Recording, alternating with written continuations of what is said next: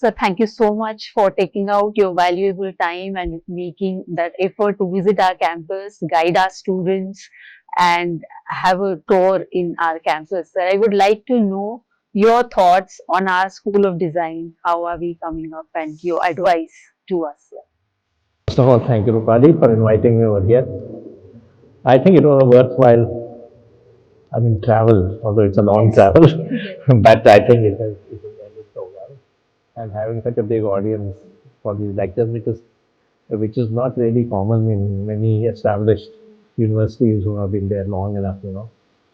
But for an upcoming school, yeah, I think that students and teachers, all faculty, more quite interested in knowing what's happening around, and I could see that the enthusiasm and the Yes, we try to make the audience interdisciplinary because design discipline by itself is an interdisciplinary. design discipline is also interdisciplinary in that sense, and it can be applied to any discipline. The thinking that you are talking about, design thinking you are talking about, can be applied to any discipline because basically it's a problem solving activity.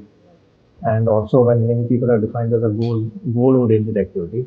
So every discipline which is working towards some problem solving has to conclude with some kind of a goal that it has in mind, and that goal has to be predetermined.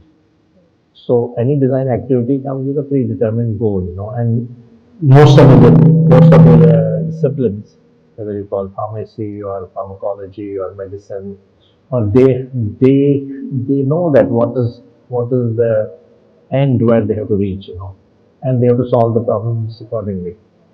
So design thinking pervades to all other disciplines. As I said, it pervades the social sciences, it pervades, it can apply to the politics.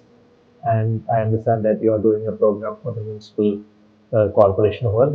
It's a very good move, and I must applaud them also for having come forward to have this kind of a program with you, and not other, as your VC said, that not you cannot do these kind of things with the municipal corporations of Bombay or Pune or something like that.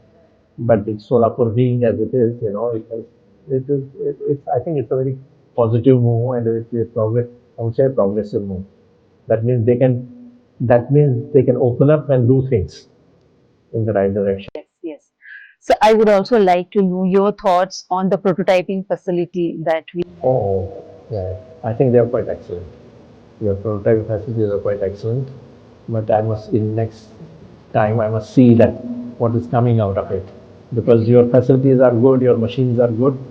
Now, I have not seen the results, so I would like to see the results, which should be as excellent as the machines that you have got and the facilities that you have. Any advice for a new design school like us on how to take this forward so that people, not only students, even the society gets benefited out of. What I would say is don't follow the old systems.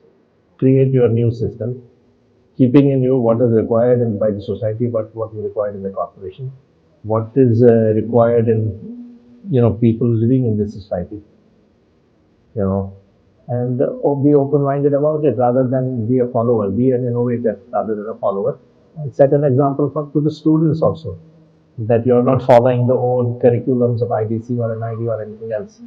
Have your own things which you think are right for the current situation or the future. In fact, design is an activity which has to deal with the future or the future projected situation that you think there would be, and prepare your students for that. Right? Thank you.